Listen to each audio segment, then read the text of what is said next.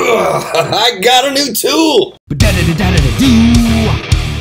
So on this channel I like to do unboxings of tools. On my other channel I have a series that I do tool reviews, but they're like long after I've had the tool and used it for a while to give you a good idea of how it would perform. But in these videos I like to get a new tool and show you exactly what I'm unboxing. Today's tool is the Otc Hub Grappler, and the part number is 6575 for the kit. And well, before this thing weighs me down, let's just go have a look at it.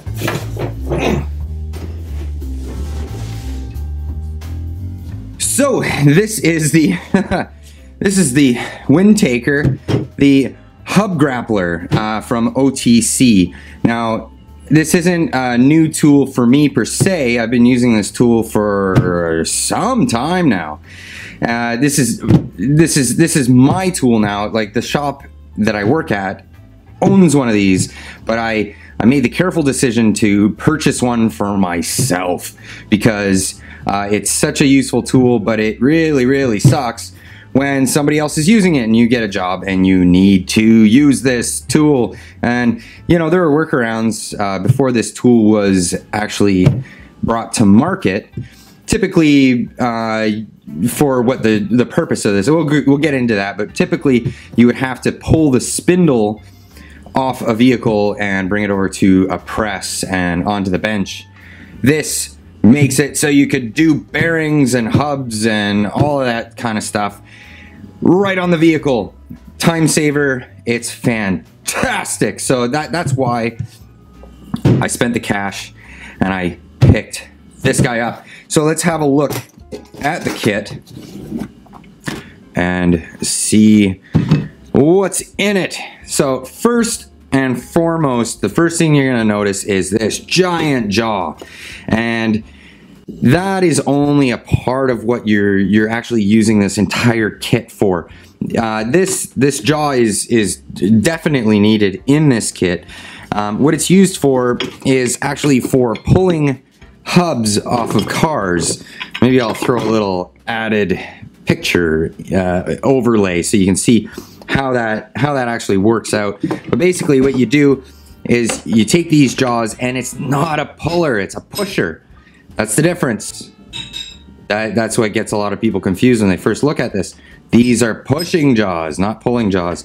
So you put this forcing screw through here, and you get now what you're going through the hub and bearing assembly on a car. So you'll have to pull the axle out for like a front wheel drive vehicle or all wheel drive. You pull the axle out, and then through the hole through the hub, you put this little guy behind there, and then you can put the big nuts on the backside, and then run your impact down it. And what it does is it's pushing, it's pulling, but then this is pushing against behind the hub, and then it'll pull the hub out from the bearing. Fantastic little invention. Before this, there was the Hub Tamer. It was a big, awkward unit. Didn't work quite as well as this guy. Gotta say, been using this particular tool for some time now, to the point where I wanted to have one for myself because it is just incredible. So yes, this jaw, the biggest part in the whole thing, is used just for pulling the hub. It's not for installation purposes or anything like that. All Once the hub's pulled out from the bearing, then you need to remove the bearing from the spindle, and that's what all these different sized adapters and cups are for. So they mate up to each other, and you actually use the forcing screw through this and whatever adapter that the vehicle calls for to force that bearing into this big cup, and then that's where you retrieve it. Inversely, you use whatever configuration of these these dies here to press the bearing back into the spindle. And then there's another configuration for pressing the hub back into the bearing. This is, like I said, when you're doing bearings on a vehicle, typically you can take the spindle right off. It takes you away from the workpiece. You go to the press. You essentially use similar dies and on a press, and you use it hydraulically to do the exact same function. The nice thing about this kit is you roll it up to the car. If you're not sure which bits you need, there's a whole listing and even little instructions inside here. But I'll guarantee you, you use this a couple of times, you'll basically figure the whole thing out. And I'm gonna put that there so it stays nice and clean. But you'll figure out which dies fit what. It's not rocket science here, right?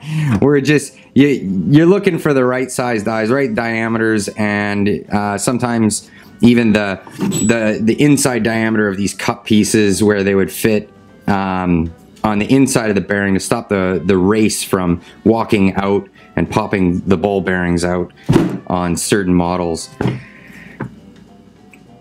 I can't say anything bad about this kit. What can I say bad about what I know of this kit?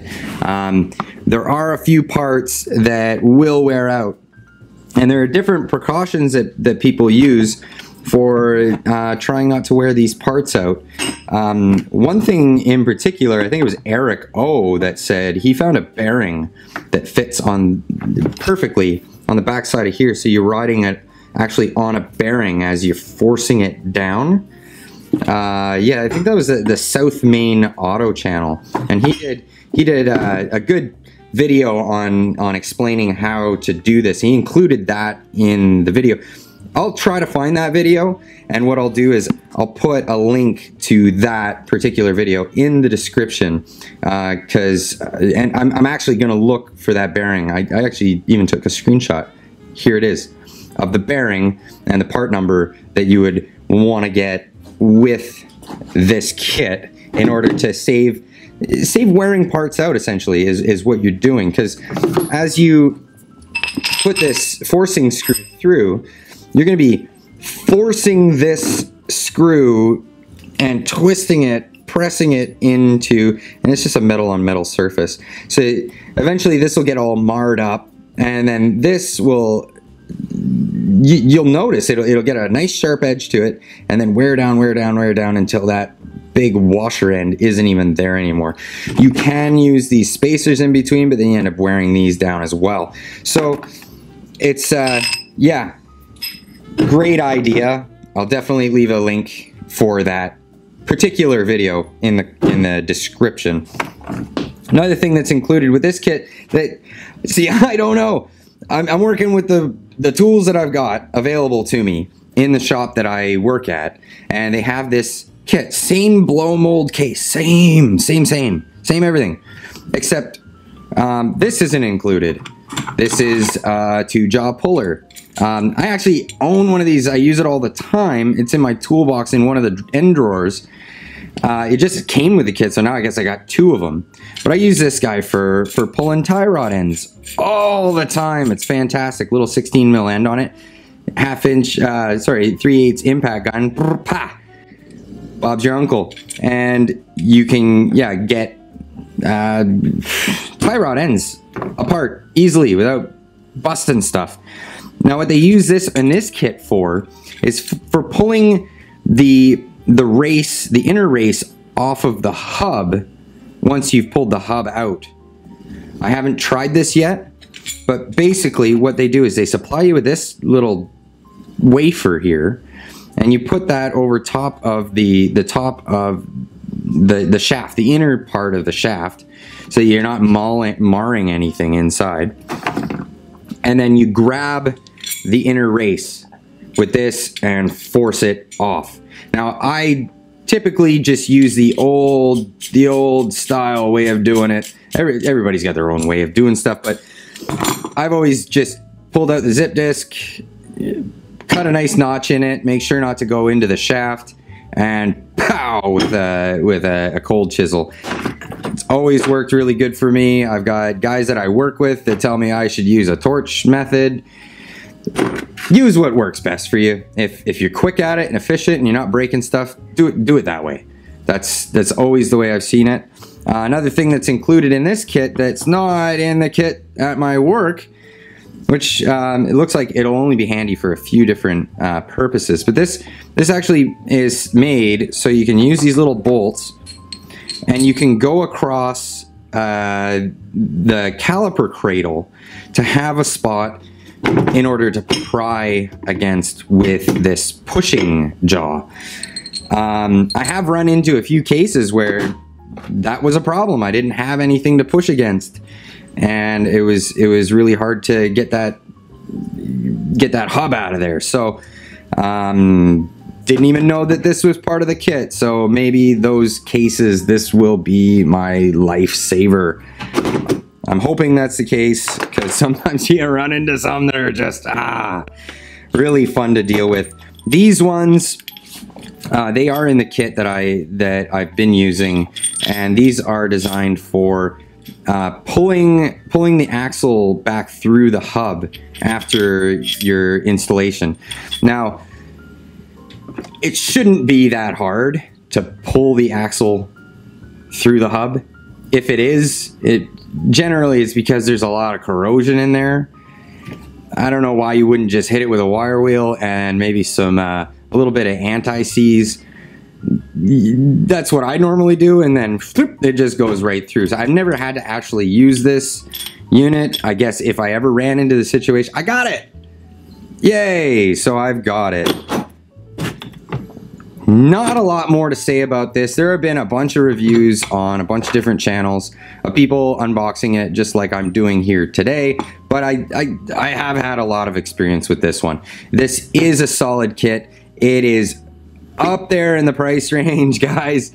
It's a lot of people would consider this a shop supply tool, which at my shop they have supplied it, but just like anything else, it's gonna get sessioned, and when you go to use it and the threads are gone off of the forcing screw, or one of the cups is ovaled because other guys just use and abuse it, and it's just one of them things. I'm not pointing any fingers, but people don't like taking responsibility for damaging stuff. So yeah, I end up a lot of times with the tool not in its working order. So that's it for this kit. Maybe I'll come back and I will revisit it in the future. I would definitely like to be holding it here to show you guys again. It's heavy. Actually, why not? Let's go. So that's my unboxing of the Otc Hub Grappler. Definitely a recommended thing if you are a shop owner and you don't have this in your fleet of tools. Get it. The boys will love you. And if you're a technician that just really wants to be fast and efficient, this right at your workstation, it will make you faster. If you don't have to walk across the shop to get it and replace parts because people didn't put it back together right, yeah, it's worthwhile getting. But it's not a necessary thing as just an employee tech.